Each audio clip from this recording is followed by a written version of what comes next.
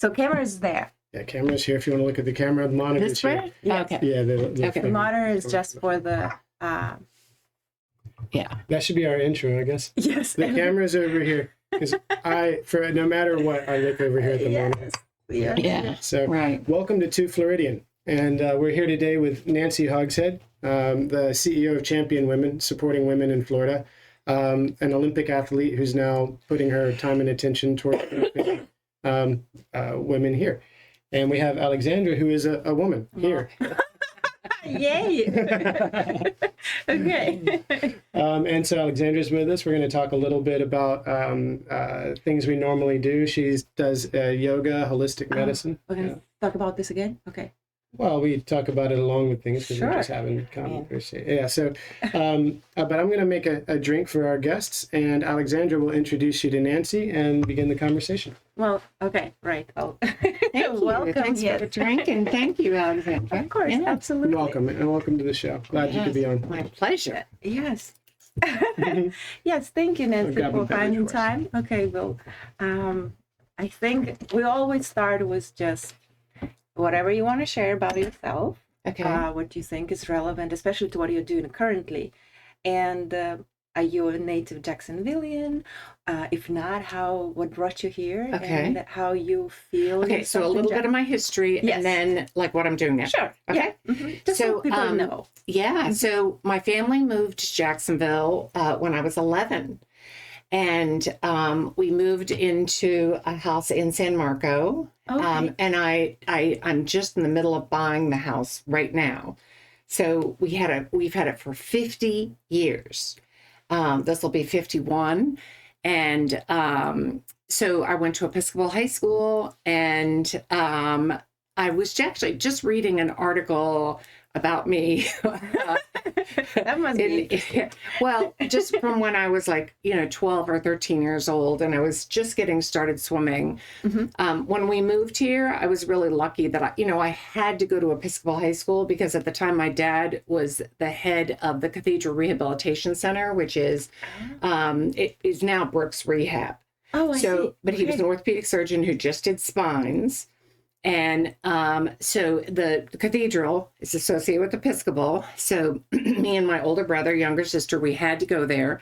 And there was a great coach. It's one of those kismet things of how lucky can you get to.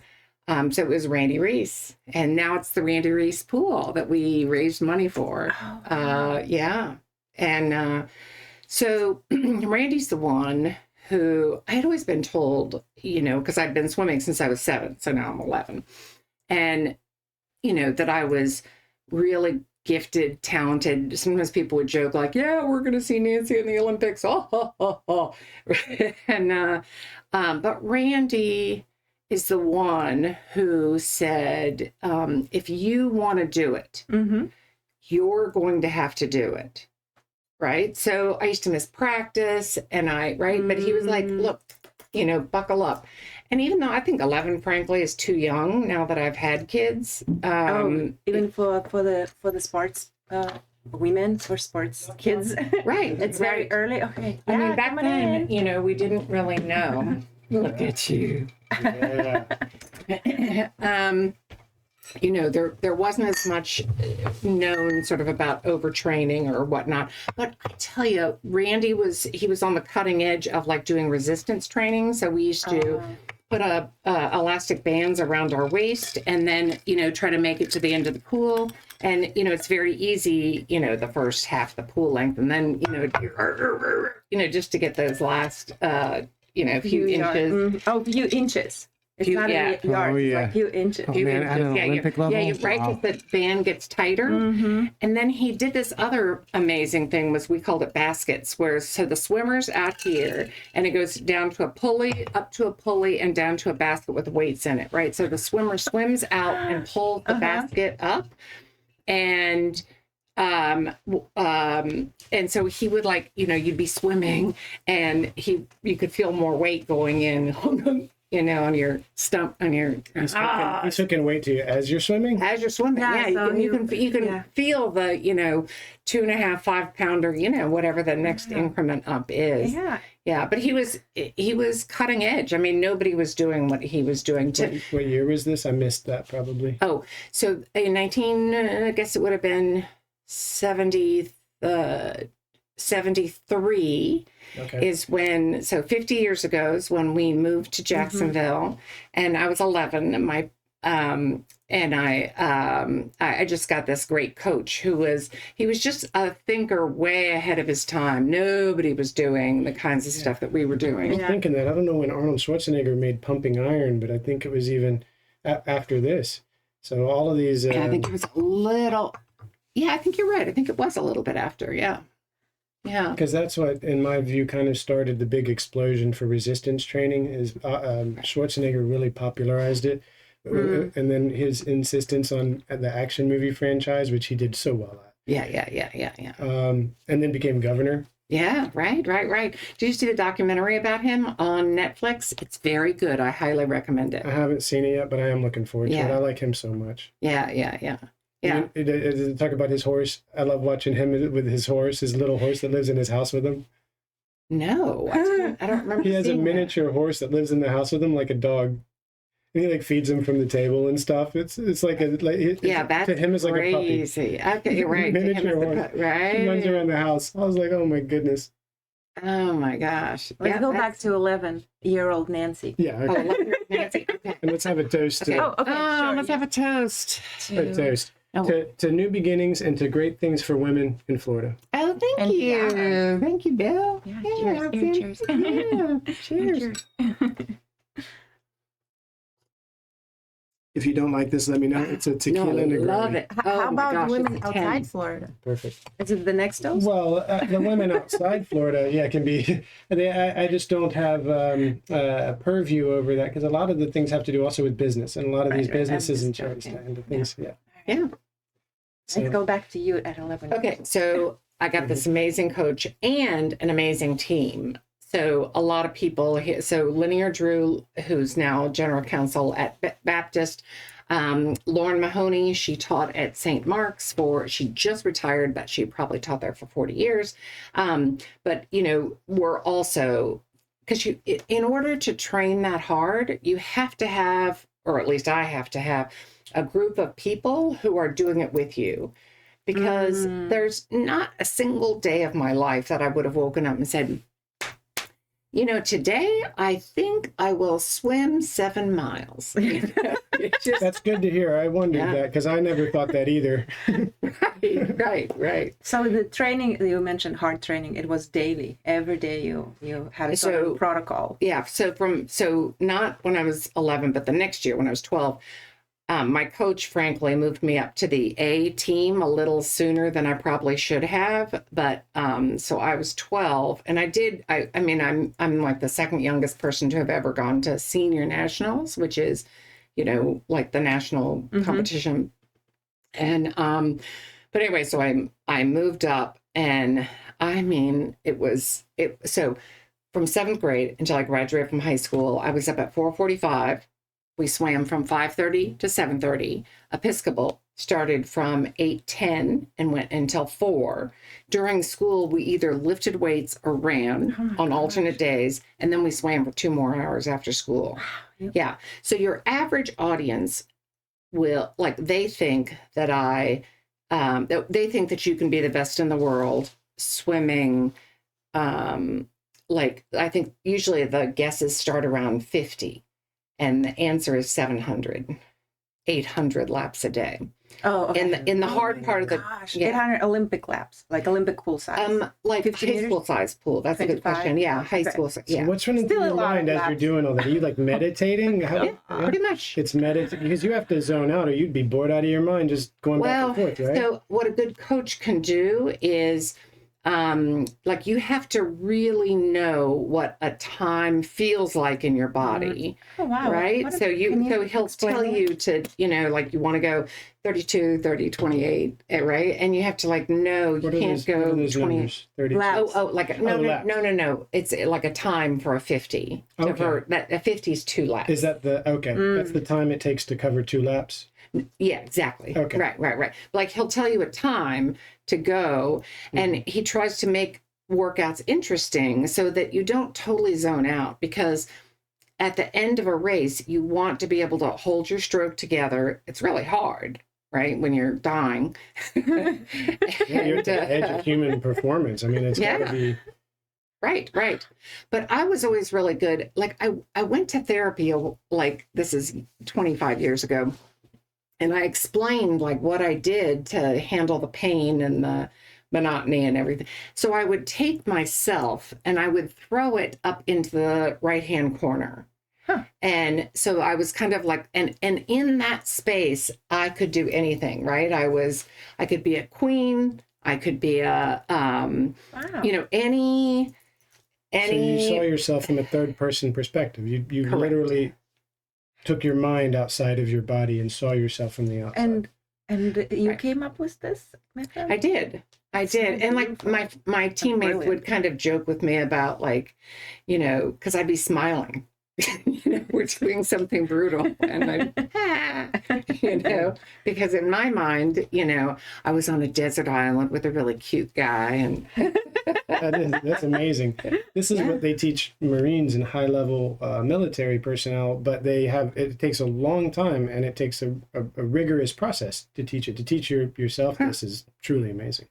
I mean, I had heard that this is what abused kids do, is they disassociate and they put themselves somewhere else. But I never looked at it as, as like, something negative or right. To me, it was like this amazing ability to be able to do. One of my favorite quotes is the man who makes a beast of himself lessens the pain of being human. The man who makes a beast of himself lessens the pain of being human. I love that. When you see yourself as something non-consequential, when you feel that you can that your mind is beyond your body, you can do anything. Oh, that's, Yeah. That's the definition of the beast. Well, to make a beast of oneself, I would take as to allow yourself an indulgence without just prudence, without judgment, and in the process of doing so, you don't expect that you're going to have something better for it. You don't take yourself to the limits and to the extreme necessarily because of the improvement, which will inevitably come. You do it because you don't regard yourself as necessary to protect. You allow your wild part of yourself. Very interesting. That is a great definition. concept. Yeah. That you don't think of yourself as something to protect. Yeah, I like that a lot. Yeah. I look at like pain tolerance. So every sport requires different sort of skills. And the one thing that swimming does that other sports don't is swimming, you don't have heat that normally stops what the human body can do. That's right. Right? Because you're always being cooled off, number one. And number two is you don't have gravity.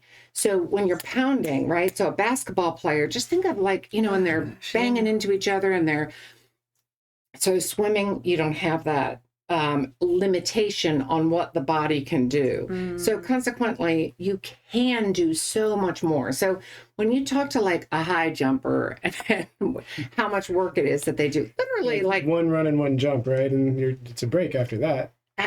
Right. I mean, there's such. Have you ever seen how you got to go the high jump, but it's not about endurance, that's for sure. I could all wear. But I mean, a high jump, like, or to like, they are different species. Like the way they can boing, be boing, be right, or the triple jump. I love watching the triple. Have you ever done a high jump? No. No, me either. Yeah. We used to do things like this in school. I don't think it's a question. Yeah. Yeah. and that's sort of brings me to like, you're only in shape for the sport you do. So like, I know you're a yoga expert, and so yeah, um, you're really in good shape, right? But might not be able to run or to swim Or or swim to play 700 volleyball. laps. Or, Yeah, no. right? Yeah, She does swim though for an insanely long time. She goes to the Y and starts swimming laps. And Okay, I have to define the insane, because It's like half an insane hour. for Bill. Yeah, it's half me an to hour. swim It's for 1 half an kilometer. hour. I only swim 1 kilometer and I'm out. I tried to swim from one boat to another because it looked Yes. close, and I thought I was It's going only to die. insane in Bill's I eyes. thought I only know what that sensation feels like of pushing yourself to the limits in I cases don't where I push. thought I was going to die.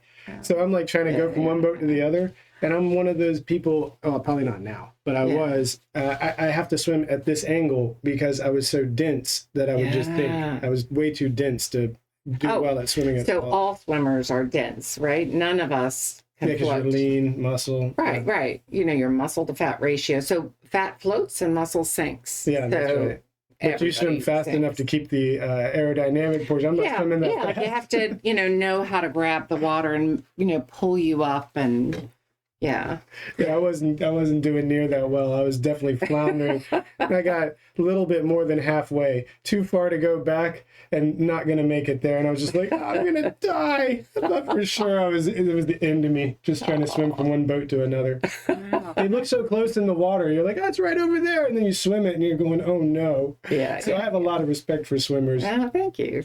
Yeah, right. That's a Well, difficult thing. everything, when you push it to the absolute limit, whether it's yoga or your what you do with business or whatnot, is it's its own thing, and it is always extraordinary. It is always sort of mind-blowing. I always recommend that everybody at least go to one Olympics in their lifetime, because Oh. you'll see what humanity can do, and it is off the charts. I mean, it is utterly breathtaking to watch the best of the best. Right, yeah. No, Isn't it amazing to see that we keep improving as well, that year by year? Yes, absolutely fascinating. I mean, Yeah. sports, true. or if you look also at the ballet 100 years ago and now what they Yeah. do on the stage is just, it's the same. Yeah. They're like, it was like, Gymnastics, same thing. Like, yeah, it's right? like, are they human? It's like, it's Yeah. impossible. If somebody today went back 100 years and did some of these Olympic feats, they might be burned as a witch. I mean, no one. That's a good point. Yeah, right, Yeah, right. as you said, it's almost not human anymore. It's like superhuman. Yeah, we have Supernatural. No. We've If become you say it's not superpowers. human, like that kind of sort of, delegitimizes it or what, right? It's, on the one hand, it's something like crazy, like 30% of people think that they could be doing what the Olympians are doing. And I would think like, okay, you are nuts. And then on the other hand, That's an to interesting say statistic. that it's not human is like, no. Like there's a part of you that's in Usain Bolt, right? You're the same species, right? We're the same. So to watch somebody, I like to kind of sixth sense, kind of like move into their body and like be them when they're doing it. And yeah, I just absolutely love it. What's major different about swimming now as opposed to my era was, number one, they don't work as hard, because they found that they work very differently in that they don't get themselves as tired as we did. They didn't understand back then, the deleterious effects of working, of swimming 14 miles a day. Overtraining. Yeah, wasn't- right, exactly. wasn't a key Overtraining, term. right. I only ever heard about overtraining in the 90s for the first time. I don't know when There you that go. came There you up. go. Right. Before that, they just thought you could just keep kicking a horse. Right. I mean, yeah, you kind of figure it out that you can't keep kicking the horse, right? That there really is like like you and your body have got to be friends, because I if like you, that. yeah, right. You as a yoga person, like it kind of sometimes, like when I go to yoga class, it makes me a little annoyed, because they're always like, listen to your body. It's like, no shit, Sherlock. Right there. They're like, don't overdo it. And I'm like, and I just think like, did my coach ever tell me that, don't overdo it? But wait, what was it said that Overtraining. Overtraining. oh yeah. So what's different now is I went to Olympic trials for the 2021 Olympics, and their underwater game is just next level. Next level. They are utterly beautiful under the water. What they do when they push off, and it's just night and day from what we did. Wow. Yeah. I'm so fascinated by that, and I like military science, and so it also continues to progress in this. I don't want to be a soldier. I don't glorify war or anything like that, but I like this style of training, and I'm just fascinated to see the limits that people continue to exceed. Right. It just makes me feel hopeful that our future is bright and that we might be able to out-evolve the problems that seem like dead ends today, that we're going to mentally, physically, and presumably, therefore, spiritually evolve beyond these things that to us seem like they can be limiting at times. Oh, Bill, I want to hang out with you more. I'm not kidding, because, it's so easy to look at the newspapers and whatnot and just get so defeated by how divided we are and whatnot. It's one of the reasons we started this show. I wanted to have nuanced conversation that was unbiased about things that are impacting Florida, which is where my life has centered. I'm not against other places, of course, but I really love Florida. I was born here, right here in Jacksonville, Florida, and I traveled quite a bit, and I came back here because I love it so much. Yeah. And I'm glad to. And you live like in one of the best neighborhoods in Jacksonville. So lucky. I know. Riverside is amazing. I love it. And San Marco, the whole area of the historic homes. I just really like to live in a place where you can take a bicycle to so many wonderful bars, restaurants, and meet so many wonderful people who also made certain sacrifices, because living here, is not. You don't get what you get in suburbia. You can buy a McMansion for nothing, out in the if you're willing to live, in a neighborhood that you got to drive 20 minutes once you get past the gate. And those houses are beautiful. No doubt about it. Right. But those are not. It's a different value. Right. And the people who live there want different things. And the people who live here they don't mind living right up on their neighbors. Having small yards and paying a little bit more in order to have a sense of a community that maybe is a bit nostalgic. Yeah, when they studied like what makes a community, one of the things is like, Riverside, Avondale, Ortega, San Marco, these old neighborhoods were built on grids. Mm-hmm. Right. So it's very easy to walk and and when people are out and walking, as opposed to a lot of other neighborhoods, like when they have a cul-de-sac or dead ends or whatnot. Yes, you don't have any traffic, but you also don't have that sense of, like, seeing your neighbors walk by and knowing like, that's my neighbor. Mm-hmm. Yeah. Does it bother if I touch you? Oh, absolutely not. Okay. Yeah. I'm from Central Asia. It's very common. Yeah. We do all this. You do? Okay. When I first went overseas, you weren't doing it to me, so I just wanted to make sure. When I first went overseas, I thought every girl liked me because I started talking with girls. And then I thought every guy liked me too. And then I was like, oh no, people here are just more affectionate. It's normal to touch people when you talk to them. Yeah. Let's go back. Yeah. I'm just very curious because, as you said, we need to hang out more. Mm-hmm. Right. And I'm sure our listeners and viewers are curious too. Also, Okay. So then my trajectory was, so I made senior nationals when I was 12. I was the best 12-year-old in the country at 12. Wow. By the time I was 14, I was number 1 in the world for women in the world. And then between then and so I made the 1980 Olympics, but remember the United States, we boycotted those Olympics. We didn't get to go. 1980. Is it the one in Moscow? Oh, right, I remember we had a carpet and it had that bear. Oh, yeah. Soviet bear was the 5 rings. So it was made specifically for the Olympics in Moscow. Yeah, from that. Yeah. That's the only reason I know that 1980 was in Moscow. Yeah. So you didn't go? No. So I moved away from home from Episcopal High School when I was 15 to go train for the 1980 Olympics. And, I graduated from Gainesville High School. And but I, I had a ball. But no, none of us got to go to the Olympics. A lot of people quit like right around like January, February is when it became clear that the United States wasn't going to go. Such an unfortunate thing that politics, gets involved in that, because it's another thing that's supposed to be bringing people together. It's supposed to be Absolutely.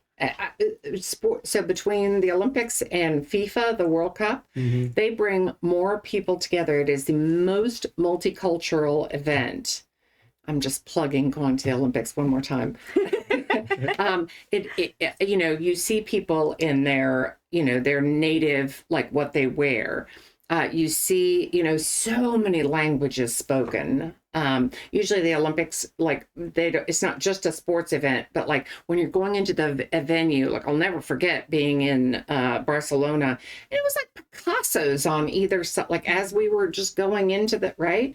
It wasn't just sports. You really, you sort of get primed to appreciate, before you even go into it is an amazing. Well, I always loved watching on TV. Yeah. And I loved, of course, the opening and the closing ceremony. Yes. So beautiful. But And just think, like, somebody spent 6 years on that, right? On the opening and the closing ceremonies. Yeah. And that show what they do too is also unreal. Every time they... Okay. Yeah.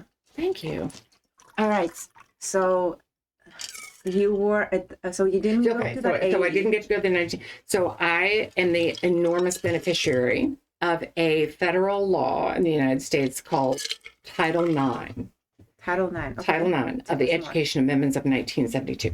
So it was passed in 1972, and it takes a while before a statute kind of catches hold. But Title IX was a takeoff of another statute called Title VII. Title VII says that if a school receives federal funds, like our tax dollars, whether it's student loans or whatever, then they have to agree not to discriminate on. So in 1964, as part of the big omnibus civil rights package that got passed in 1964 with employment and housing and banking and voting and et cetera. Was that the Carter administration?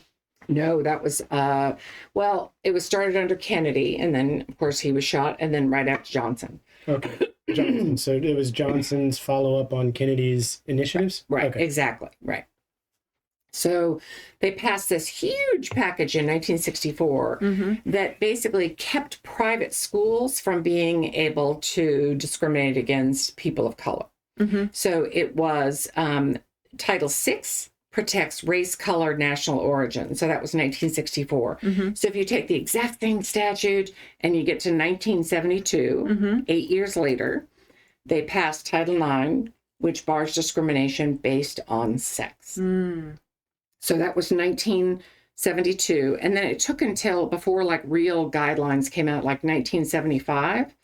And then, so my freshman year in college was 1980. So all of a sudden, I was looking at this old article, and it was saying how that, like, wouldn't it be great if my swimming career ended, sort of captured my senior year in 1980, right? Because I couldn't even imagine that I would go to college and swim. So our swim team with the great Randy Reese doubled in size over the summer as all these men were coming back from college to train with us, but there weren't women coming back to come train with us because they and I bought into at the time the myth that women's bodies kept improving after high school. So I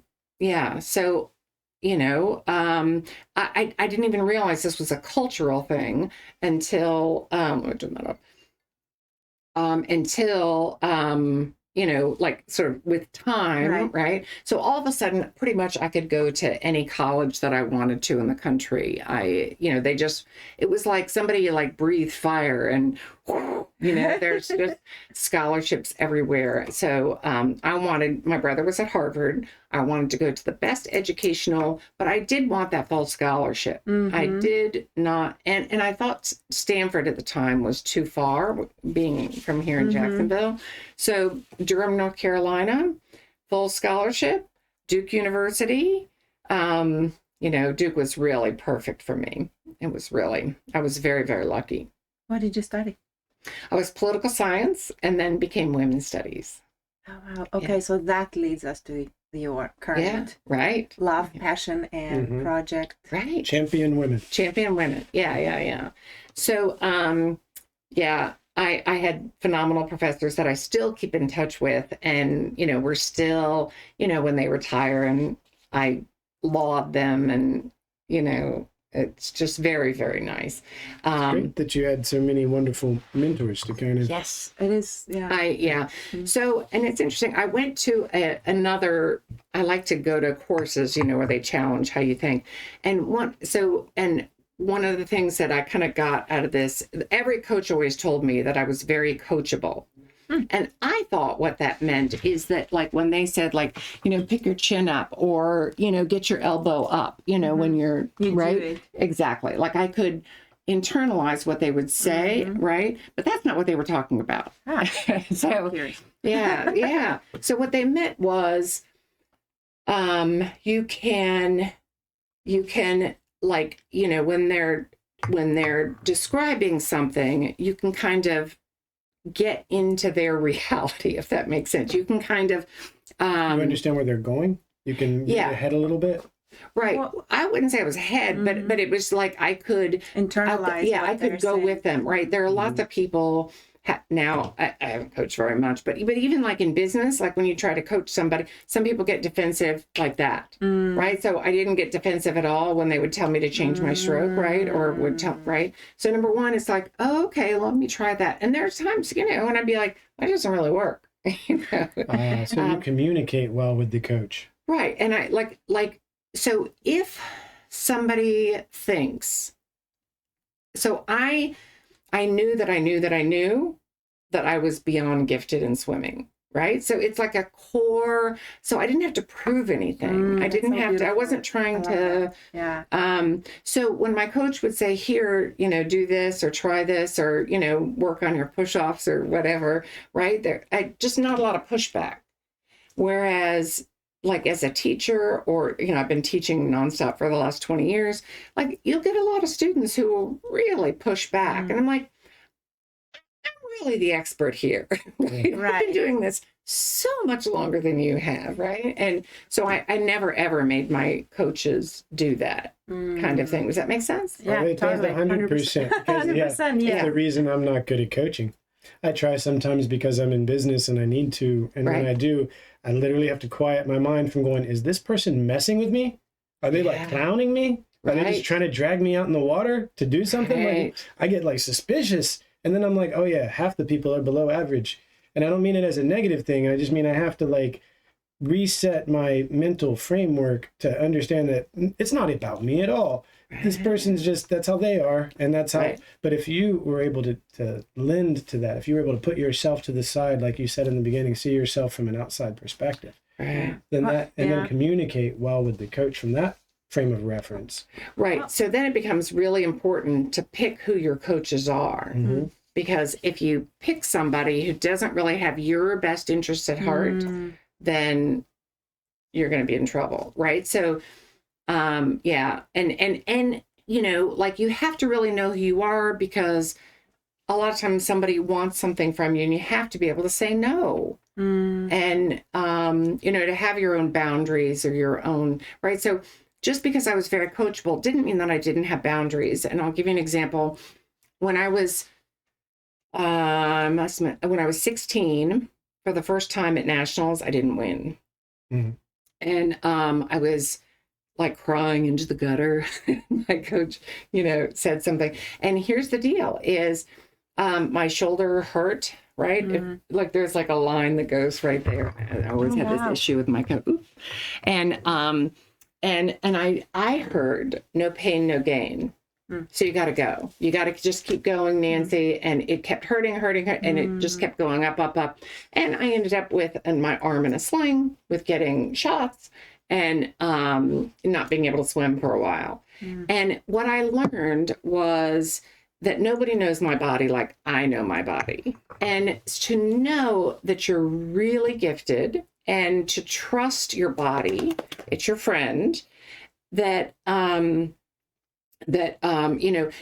you want to, we called it like riding the wave. You want to go as hard as you possibly can, but you don't want to go so hard that you get sick or injured, one of those two, right? So you got to pull back before either one of those happens, right? So I did have to, like, for example, tell my coach no when he would say, hey, we're going to do something butterfly for a whole day, right? And I would say, no, my shoulder feels a little funny, right? I need to go either, do a kick workout, or I need to, something where I can keep this arm down. Right, so you do have to be, but that you can only do that. Number one is if you love your body, and number two is if you trust that your body's doing the best that it can. And you ask so much from it all the time, and you try to be nice to it. Eat healthy and make sure you get enough sleep and those kinds of things. But it literally can only do so much. And I had to learn that lesson all over again when I was a lawyer and I was working for a big firm, and to recognize that, like, I don't think very well if I don't get enough sleep. If I don't take care of my body, I'm not right. And so I was doing the same thing of pushing it, but just not such a physical way. But you're right. You have to kind of trust. I didn't have the same sense as a lawyer that I was as gifted as I was as a swimmer. So, I had to, it takes a while before you get your 10,000 hours in, if you know what I'm talking about. You mentioned you were with a big firm, which I think ties back into what you also still learned from that period, which had to do with communicating with coaches and with others as well. I think it's really interesting, this point that you bring up about how your confidence, your sense of yourself, you knew yourself, you already were confident. Sorry, I just put it here. And then you took steps to push that further. And I think that what you got from these coaches and the experience that you had is going to be quite different from what some other people had who maybe studied with the same coach. Right. Because you're 100%. So when we were raising money, some people were like, that son of a bitch, because, he really was a hard ass. And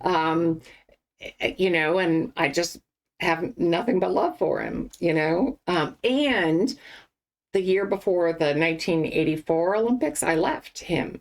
So as much as I appreciate where he was, like, I knew that he was only going to get me so far. Like, what he was phenomenal at, and I would say like one of the top 5 coaches ever, is getting me to work really hard. So he's really good at that.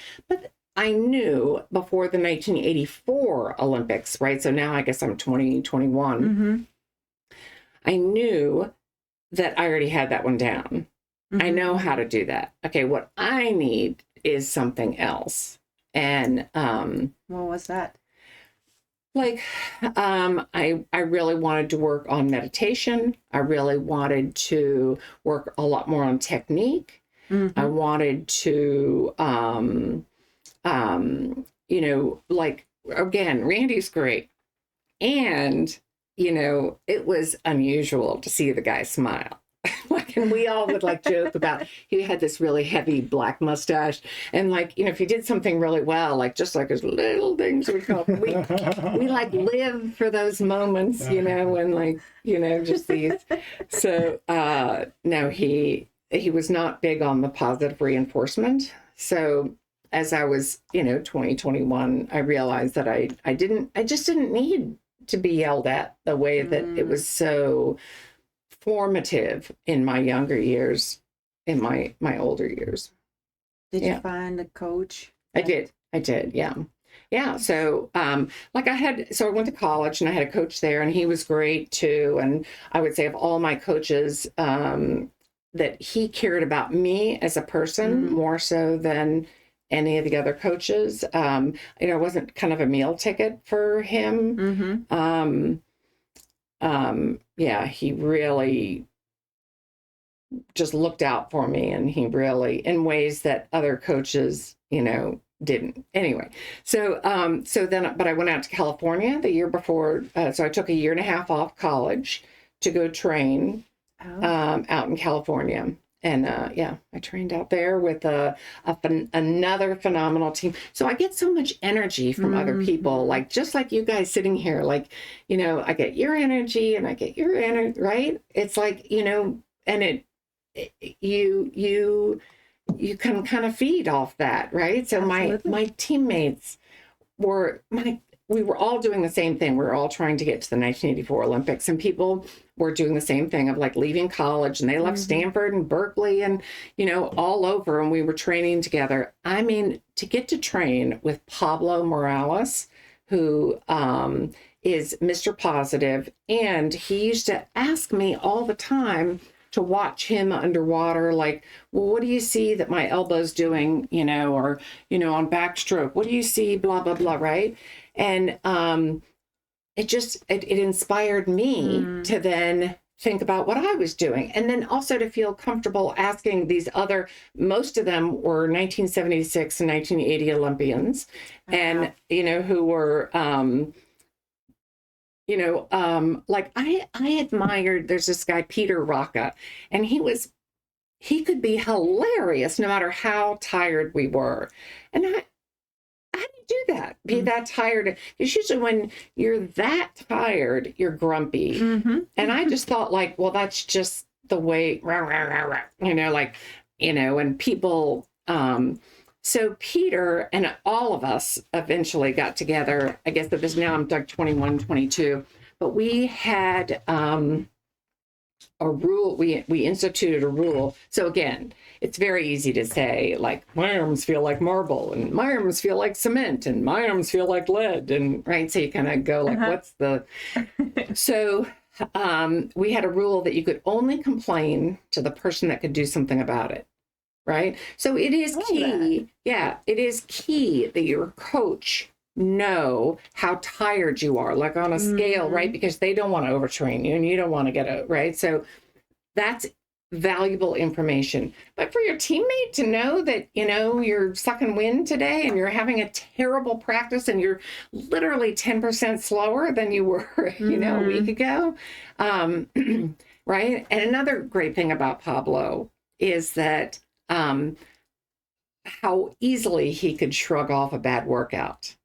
He's now the head coach at Nebraska, but, you know, he would have a terrible practice and I would kind of let it get to me and like, I can't believe it. You feel bad about it. Not him. No. And I was like, because he just knew that like the ball was going to bounce up, right? He just knew. It was like, well, yeah, that's what we did today is, you know? So, yeah. Yeah. So, yeah, no, to get like that energy from, you know, other people and teammates. Yeah. The most successful people are positive and they share positive things. They have challenges like everybody else, but people who are successful share things that are positive, and that's why they're successful, because people want that. And then that allows for doors to be opened, and the rest is up to a person to capitalize. Yeah. I think we've all had the experience of, you know, being on a positive team, whether it was, you know, whether it was a class or a you know, what in a business or a, you know, whatever, but there's just nothing like it. I mean, it just. I have a question that weirdly has been burning in my mind, but I didn't ask it because I didn't want to interrupt earlier. Yeah, go. When we were talking about the canceled Olympics and when it was in Russia and other times, I wondered if you felt like I normally have a lot of complaints about capitalism because I view it from a philosophical perspective, although I enjoy living in it. Yeah. And I wonder if how you view capitalism as it affects racism and also gender equity. And do you think capitalism, because money is all equal and it becomes our problem across the board, that it makes these things inherently go away? Oh, I didn't think you were going to end with that part, right? Yeah, that capitalism makes racism and sexism go away over time. Eventually. Huh. That is. So first of all, I want to thank you because my son worked for him for a year and a half. right? So Aaron Makar worked for him for a year and a half. And what was amazing was every day he would come home and he had just done something he had never done before. And yeah, so we do for sure. There you go. Right. And he would have to like figure it out, and he couldn't like let the client know like how little he really knew what he was doing here. But yeah, this is working great for my business. Yeah. No, go work for him. Yeah. For sure. Hire us too sometimes. Yeah, exactly. Too. Yeah, right. He gets amazing people to be able to do things that they didn't know they could do. Yeah, for sure. He's easy to coach. Is he? So easy to coach. Yeah. When he would have an issue, and this is the number one thing we have challenges with, is sometimes people, they just want to go ahead. They don't want to tell somebody they have a problem. Oh. And the thing is, when you contact us, we have a whole infrastructure to support guys growing in the field. Yeah. But we can only do it as a team. So we make that clear from the beginning, from the interview, all the way through our whole process. You have got to reach out when there's an issue, or else you're getting part of the money for nothing. As a person in a business, you don't get all the money. Right. So use the rest of the business. Take advantage of the rest of these people who are here for you. Absolutely. I never thought about it in those terms. I've sort of used the rest of the business to so yeah, Aaron, like I knew that I was a really good athlete. He really knows that he's smart. Yes. So he knows he can learn. And he knows, he's just got to, figure it out, whatever it is, right? And he likes the figuring it out part. I like already knowing, right? I like the part where I'm already have my 10,000 hours. He actually likes the 10,000 hours. So, but anyway, I just wanted to. Because he's young. So he's got, he can apply that so far because he is brilliant. Tell us a little bit before we run. Wait. You asked me this amazing question. Capitalism, and so I think that, so if you had asked me when I was like, so having seen so much change between when Title IX passed 1972. So I guess I was 10 years old then. And then in 1980, full scholarship. And, I really did get treated pretty much the same way that the men did in terms of, travel and food and equipment and blah, blah, blah. Okay, so, but I would have thought that we would be so much further along than we are now. I would have thought that having it be not just the right thing to do, but the legal thing to do. The power of both racism and sexism, I greatly misunderstood until probably, I'm guessing 10 years ago. So the first part of my career I was the president of the Women's Sports Foundation. I was the vice president. I went on to the board of stewards. I was their legal advisor. I did all these things. And we spent, I would say, probably too much time trying to assure that girls and women had the equal right to be able to do something, as opposed to having it actually materialize and have that experience. So, and if I could, I've loved my life, don't get me wrong, but if I could do it over, I would have been focused on what I'm doing now much sooner, because the institutional sexism particularly in sports means that for a lot of athletic directors or people who work in the athletic department, they really look at women's sports as kind of like a headache, or not worthy of investing in. And right now, hopefully you've seen just in the last 12 months how women's sports has grown, how, it's hitting marks constantly of, viewership, and you're talking about commercial marks? Yeah, commercial marketing, right. So coming to ticket sales, but it's one of those things if you don't build it, nobody's coming. So if you don't if you don't invest in women's sports, it's not going to come back at you. So, right. So you got to. It's amazing because when you go out for advertising, which is what these guys are actually doing in the end, and it's what funds it. It's women galore. Women make most of the buying decisions, and they When you go into sports, I even told Alexandra, I was like, I think I could improve on American football by including women, getting rid of the tackling, and making the whole last 10 to 20 yards a swimming pool. The 10 to 20 yards of swimming. So you can only tackle in the swimming pool zone. We get rid of the concussions and we let men and women. But now you're in a pool, and men and women. Is that called water polo? It's like that, yeah.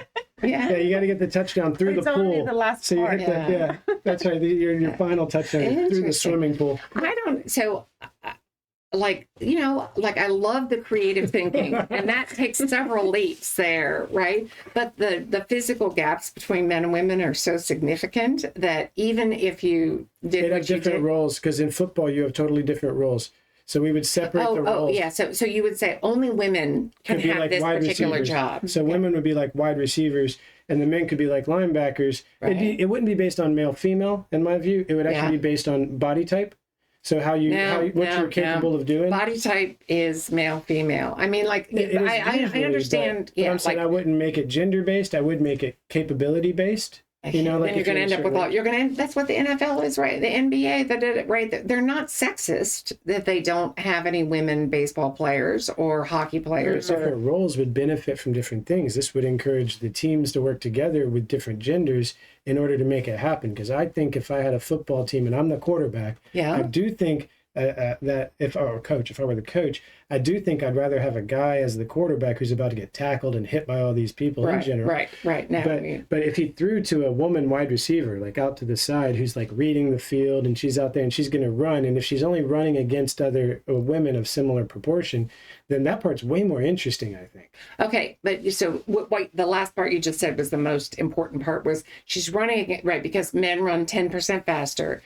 If you've ever seen how big 10% is, if she's being chased by men, then it's going to be really dangerous for her. No, that's not appropriate. Right. So the men become the quarterback, kind of like mixed doubles in tennis, exactly. Right? So, you have like different roles, but it's really hard to structure male, female together at the same place, because even things like, concussions, women, they're nowhere near as strong, and they tend to get the kind of concussion from falling back and hitting the back of their head, and and men don't get those nearly as much because their necks are so much bigger and stronger that they can they don't even hit the ground, whereas women are like kabam. So to be able to negotiate that from all sports, in my opinion. I think in the day today, I think let's get it out. Oh my God! No need for people to be smashing into each other for entertainment at this day. Right. Concussions are I was one of the first women to donate my brain to science when I died, because I didn't have a concussion. Right. So they need to have elite athletes from both men and women to be able to look at their brains when they die, and like the whole point of why we as a society, we invest so much money into youth sports. So everything from, junior high school, club leagues or whatever, but, things parents don't necessarily have to pay for, but we invest. And then all of the like the clubs or whatnot those are tax deductible things. And why? Which I would agree with, it makes better kids. That's right. It is an investment in our collective future to have kids playing sports. The research that we know, because there was a time when women didn't play sports and now they do play sports, you can then see what happens to these women who suddenly got these opportunities, They end up the CEOs of wonderful businesses because that's what happened to you, right? On the nose, right? So it is a different future for somebody who's had a sports experience. It's not just, so you would probably expect that they would be, they wouldn't suffer from obesity or diabetes or heart disease, right? You might kind of expect that, but, you might not expect all of the mental health benefits that last a lifetime. So half of all women who are go on for generations, because your son benefits from this today, and your son's not a woman, he's a man, but he's raised by a strong woman who's had this experience, as opposed to he's raised by a strong woman, and who really strong women do better at pregnancy than people who are not as healthy and strong and whatnot, right? So you're literally investing in everybody for so I gave birth to twins. I went into preterm labor at I think it was 21, 22 weeks or something like that, and was on bed rest for an ice age. And my husband, Scott Makar, what a nice guy in terms of, every meal had to get brought to me, the things that he had to take on. I gave birth to an 8-pounder and a 7-pounder. And I had this condition called polyhydrocephalus, which means too much water around the baby. So there was a gallon of water around Millicent alone. Whoa. So I broke the record. I was at a high-risk OB here in Jacksonville. And my belly, I broke the record for the biggest belly that this high-risk, they've had quads in there, right? But when you take, how much, if somebody gives birth to triplets, usually they're 3-pounders, right? Okay, well, that equals 9 pounds. Okay, I had double that. You took pregnancy to an Olympic level. I absolutely did, right? And my doctor said that, if I had not been in such good shape, that I wouldn't have been able to do it, because what the body can't do is breathe, right? You've got to get enough oxygen in to support you and babies. And my resting heart rate was 110. Wow. Resting, right? So that's what now, insane, what a 61-year-old is supposed to be doing, when they're working out, right? Yeah. So me, trying to go to sleep, right? Because it's got to get all the blood and everything for the babies and me. And anyway, so sports are really good. So then there's things you might not necessarily think about, which is kids that do sports. You can apply this to boys. You can't do the same research, because there was never a time when boys didn't have the opportunity. But kids that play sports, they do better in school. Usually how somebody does in school is really well predicted by what their parents do and where they live, what their zip code is, right? So, if their parents have a graduate degree, they're likely to, right? So that's when my parents moved. They spent everything they had to move to a nicer neighborhood, because they read all that too, and they were really adamant about how I was going to grow up. Right. Excellent. Right. So parents do that kind of calculation all the time, right? So it's even do they have a library card? Do they? Okay. So what out predicts what somebody would achieve academically, how both their grades and how much education they get? Do they go, are they in STEM? Do they take on leadership roles? All those blah, blah, blah. And it turns out that no other after school activity does it. So whether you're in the debate or the band or the whatever, it doesn't out predict. So, those students do really well, don't get me wrong. But if you're looking for, what can we spend our money on that would make somebody get more education, more likely to be in STEM, et cetera? Sports, it's youth sports. It's not even elite sports. It's not even what I did at all. It is, there's 7.5 million kids playing high school sports. There's probably double that in the club teams and the travel teams, sports that are not associated with schools, right? So whether it's karate or jiu-jitsu or all those, skiing and snowboarding and all that fun stuff. So, but the research is phenomenal. It's done by Betsy Stevenson, who then went to go work for the Obama administration. But anyway, she showed the benefits of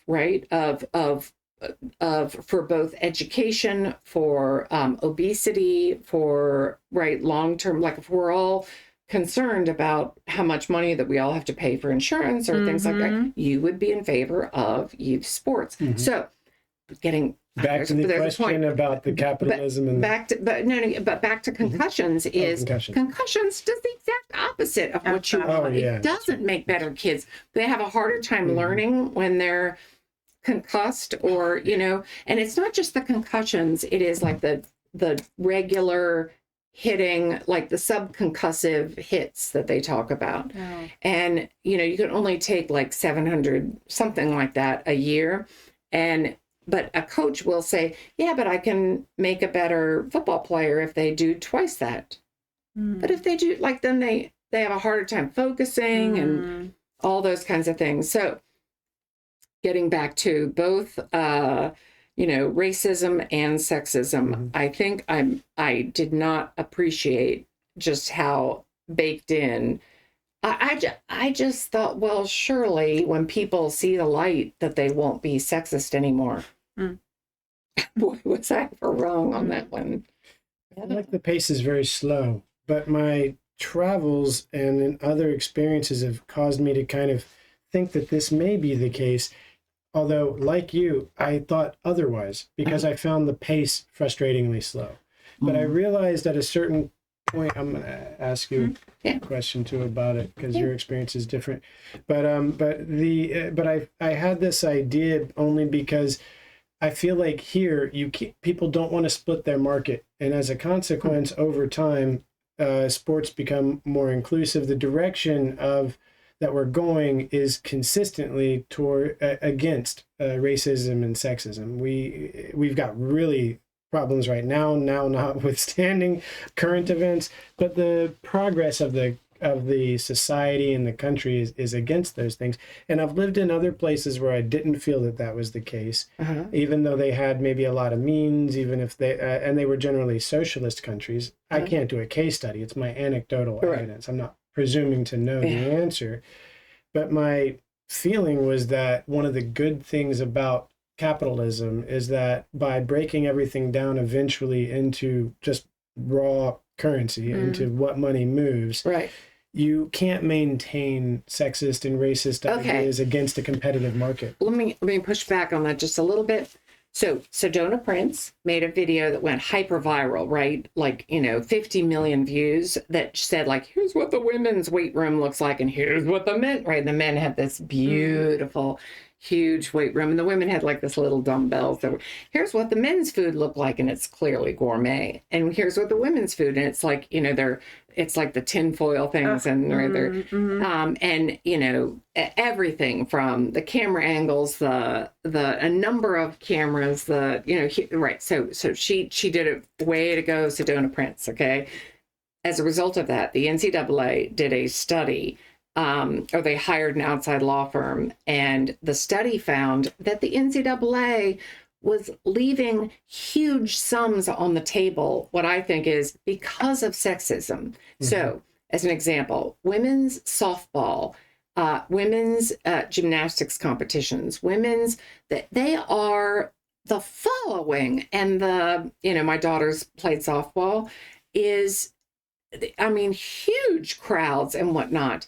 So the NCAA, all the money came from the men's basketball tournament initially, and now like a little bit from the women's basketball tournament.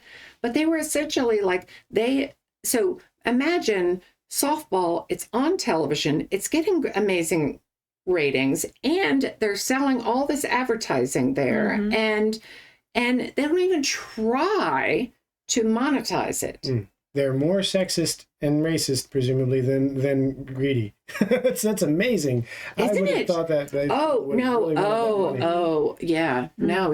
we got a lot of work to do. We have a lot of work to do.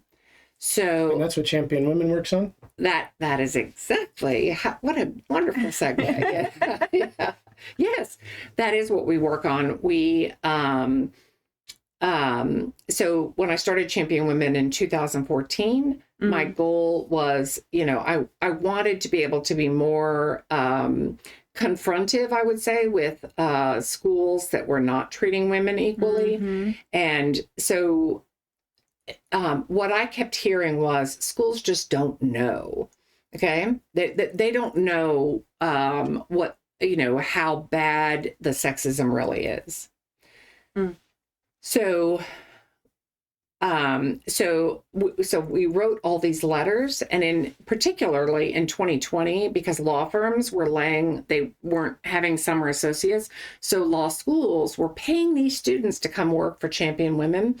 We wrote letters to every single school in the country where we took the data. So there's a website called the Equity in Athletics Disclosure Act, or if you just type into your Google search bar EADA, you'll get it. But so we took that data and we turned it into something that people could understand. It's hard to look at the data if you're not a lawyer or if you don't know what right to say. Yes, there's sexism going on here. Yes, they should be able to do more for women. So every year we've taken this project further and further. Did you break it down to monetary terms? Totally. This is the period at the end of the sentence, right? You're losing money for being dumb. You're losing money for being dumb. Exactly. Right. But here's the thing, the law. And that's what they said. They said we don't have the information. We're schools. No. And now, in 2020, here's the facts. Here's the law.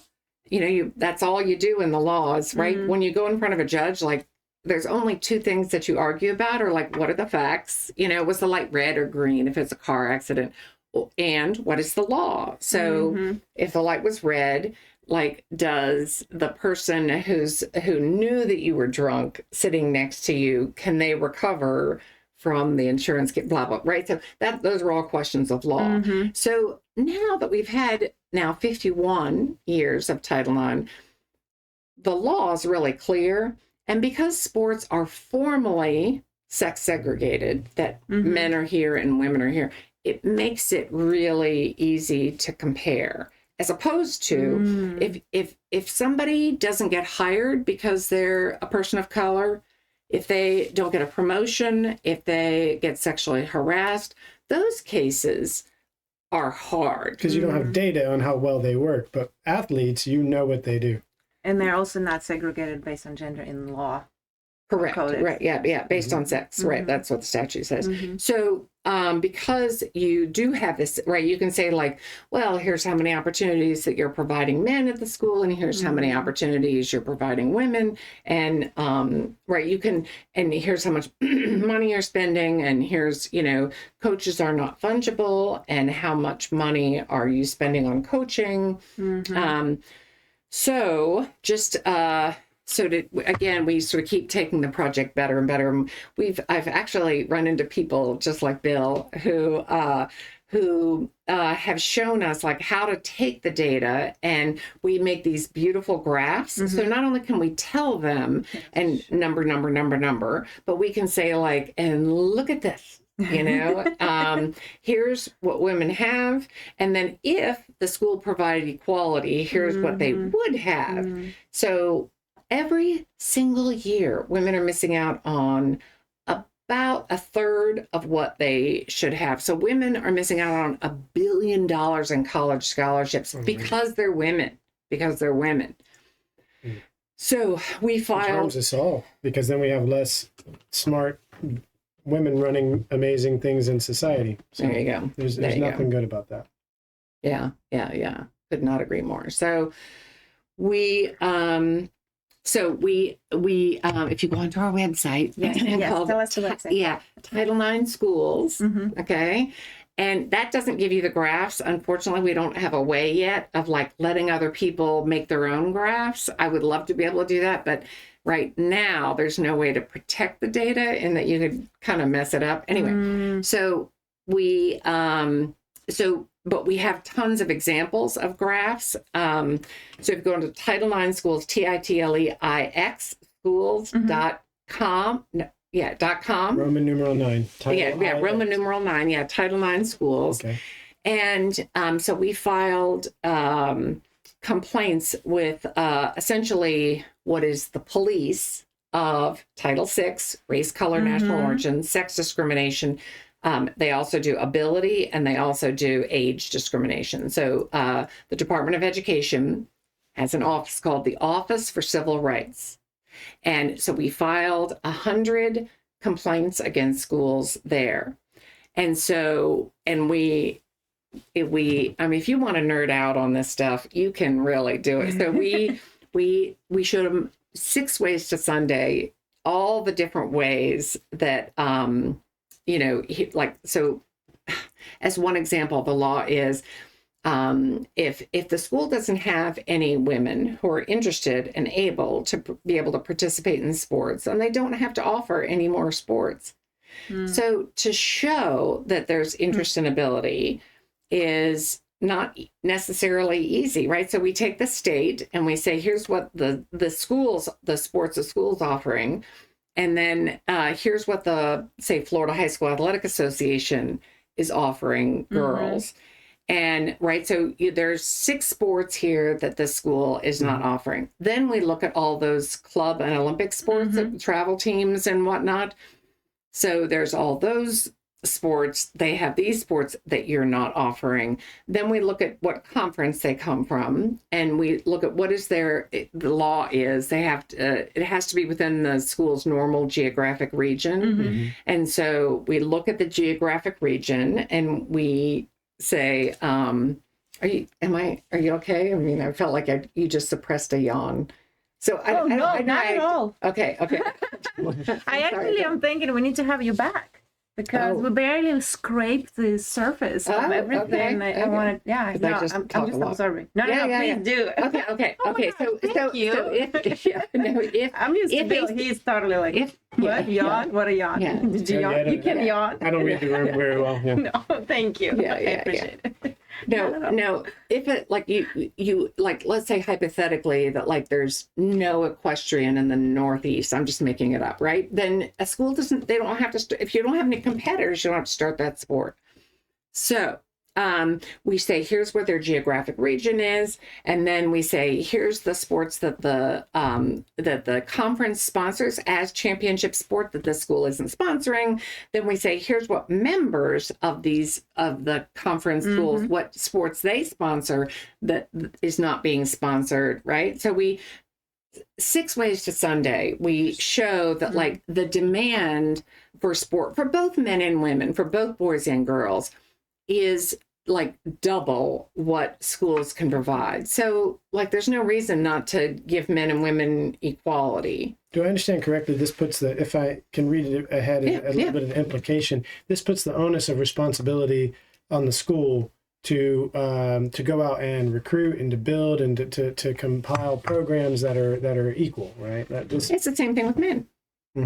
Go out and recruit. And actually, that's one of the things that we look at, that we provide the little graph for, is how much is a school spending for recruiting for women and men? And there is no bigger disparity than in the recruiting area. And who that really hurts, now, it doesn't just hurt women's sports, but who it really hurts are women coaches, because they live and die on their win-loss record, and they move up in the ranks, and they, right, based on win. And if you don't have a recruiting budget, like, you know, if you can recruit somebody who already has their 10,000 hours, or who, you know, those, we say in sports that in the bell-shaped curve graph that the tail is crazy long.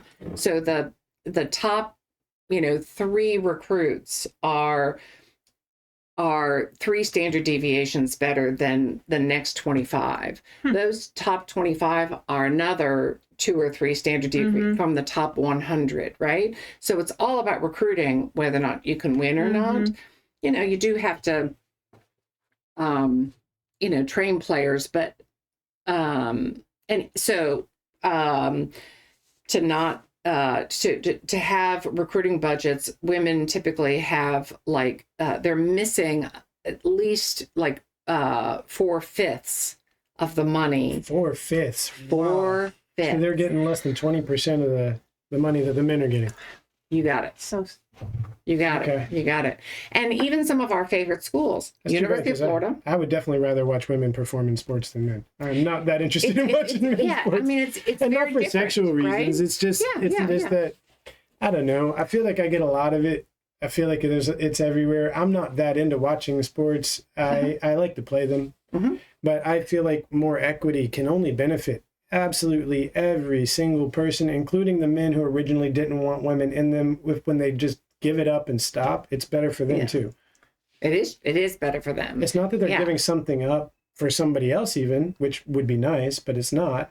Instead, it's that there's just more. There's just more when we... Well, I wish that there was sort of that I wish that they thought about it like, oh, there's just more. And I wish that athletic departments would grow as sports grows, that they wouldn't, like University of Texas right now offers less than 1% of their student body with a sports experience. So this is a rare, rationed type of, like, not everybody, gets in. But so there's no, like at University of Texas, please, University of Florida, Florida State, University of South Florida, Miami, there's no reason why they should not greatly expand, because particularly here in the state of Florida, you wouldn't believe how many schools don't offer swimming and diving. The supply of swimmers that are there, Florida just created, they just sanctioned women's wrestling. What's cool about the sport, I love the sport, is that it pulls from a different socioeconomic status. These are very gritty, I don't know if you guys know any wrestlers. I don't, but I imagine there's not a lot of debutantes who are trying to get into wrestling. I imagine it's much more. Not a lot of debutantes. Yeah, right. Yeah, but I imagine that. There's a little on the thin cool. side, but like what I watch is women's car jitsu. Have you seen this? Car jitsu. They do jujitsu inside of a car. You start, and there's women's and men's, and you start seat belted. You begin in a vehicle that's you're seat belted in, and then when the bell rings, you go until the other person taps out. So they're fighting inside of a car. It's amazing. So hold on, I have lots of questions. One is, like, can you take your seatbelt off? Yeah, they do. They do. But they also try to get on the other person before they do. So they try to get like, who's driving or who's responsible? It switches. There's rounds. So one starts in the driver's seat and the passenger, and then they switch. The car is not moving. No, car's not moving. Oh, the car's not moving. Car's not moving. Okay. No. Car's stationary. Gotcha, it's like a stationary, looked like a Toyota Corolla or something. Is the craziest thing I have ever heard of. And it's pretty crazy, yeah. It is crazy and so much fun. They're just like, there's they try to get on the other one while they're still in the seatbelt. They try to hold them in the seatbelt and all these different things. It is hilarious and real usable skills, because I've had issues in cars where I've been like, I've had issues in cars. Is it a usable skill? It's a very usable skill to be able to deal with something suddenly happening while you're in a car, and to be like, I got this. Would be like super cool. I know. I do wish that I had wrestled, because in this world of violence against women, to be able to have those skills would be awesome. I mean, you're not going to overcome men's strength, so. Just in terms of like swimming and running, it's about 10% difference between males and females. In the difference between just pure like weightlifting or shot put or discus or what, then you're starting at 30, and as the weight classes go up for things like weightlifting, the gap gets bigger. Okay, so and then for things like punching, the gap between men and women, I think you and I have talked about this. The gap is 162%. Because if you think about it, but not so much in kickboxing. Not so much in kickboxing, however. Kicking? Women can kick. I'm sure they can, but nowhere near men's kicking. Depends. My sister, 7 years younger than me, took on 3 fighters. Okay. My sister studied kickboxing. Okay. As a kickboxer. But I mean, so these are skilled guys. Skilled guys. They were all kickboxers, and they got to talking in a bar, and it happened to be my friend's bar, and they were talking some big game, and I was like, do you guys really want to find out? And everyone was like, yeah, we really want to find out. I was like, all right. So I asked my friend who had the bar, and we moved everything, and there were all these couches. We made a ring out of the sofas, and I was like, go for it. She would only hit him or kick him she would hit or kick only in the back of the head. She embarrassed him. She took him on individually and then all 3 at the same time and trounced him. Wow. Well, I mean, there's always like, you know, she's at a different skill level than they are, right? So like on the bell-shaped curve of where they are, like they're, you know, probably better than you're, but she's probably, you know, over at the bottom of She's very dedicated. Yeah. But to make any kind of judgment, a sort of a male, female, like, you know, when you think of violence against women and you think of white, like you know, to have 162% is so enormous. I don't presume there's equity. No, that's why these moments are interesting, because there's not really equity. Yeah. Like all the basketball players and football players, when I got back to Duke, like they all wanted to race me, and I just made sure that there was a turn in the race, right? Because if it was just one length and they could like outstrength me, right? You know, if they had any training and swimming at all. But, you know, if there was a turn and you got technique in there and it had to be a little bit longer so that my cardiovascular, right? So I was, and they like, we had they loved it. They thought it was like the best thing ever. But, you know, to Peter, all the guys I was saying before, yeah, they were going to smoke me. They were, Yeah, we can't really, it's not, in terms of equity, I don't think anybody, you know, feels like we can put men and women in the same sports. I don't think that's... unless you did what you were describing, which is take those sex-based characteristics and then like have certain roles that, right. I'd like to see more sports built this way. Yeah. I'd like to see that because I'd like to see people work together. Yeah, right. And have to work together to win. Right. That's what I like about business. Business is like that. Business, if you don't work together, you have bad ideas, you will lose. Right. You will lose because people with better ideas will come along and they will build faster than you. And you have no choice. And so bad ideas have to weed themselves out. Yeah, I mean, at Champion Women, like I think our budget's like, you know, it's like $270,000 a year. So we have to depend on volunteers and on, you know, people who have skill sets that we don't have. One of the things that Bill did for us is like he took logos and he just like, you know, batted it out of the ballpark. The AI images, right? So because we have this constant need for images. I'm a lawyer. Like, what do I know about that kind of stuff? Or like the person that can take 19 years worth of data and then turn them into these amazing graphs in all these different ways with the right colors and everything. It's all volunteer. I would like for us to be able to grow significantly, but, you know, we've got to raise the money to be able to do it. But in order to kind of get where we've gone before we need money. Right. And I would say we are the only women's sports organization that directly addresses the people, the defendants, the people who are doing the sexist things. So whether it's athletic directors and presidents of schools, whether it is, we do a lot of work with sexual harassment and abuse. We do a lot of work in the issue of making sure that women's sports stays for women. You know, we're the only one, like there are lots of organizations that if you look at them, they're like, girls should play sports. Sports are cool. And they, you know, do all the branding for the, you know, sports to, that's good, you know, feel good stuff, but you're drafting legislation. You guys are changing things. Exactly, that takes money and time. It takes money and time, right? And a lot of the projects, like, you don't really know, like, where the end point is going to be, right? So we've written 2 major pieces of federal legislation. The second piece that we got passed, initially we were not going to support it. So my group, we collected about 650 Olympians and Paralympians to sign on with us, along with all these survivors, like the Rachel Den Hollanders, and I don't know if you know these names, but you know, all these amazing victims of abuse who are, wow, are they ever powerful?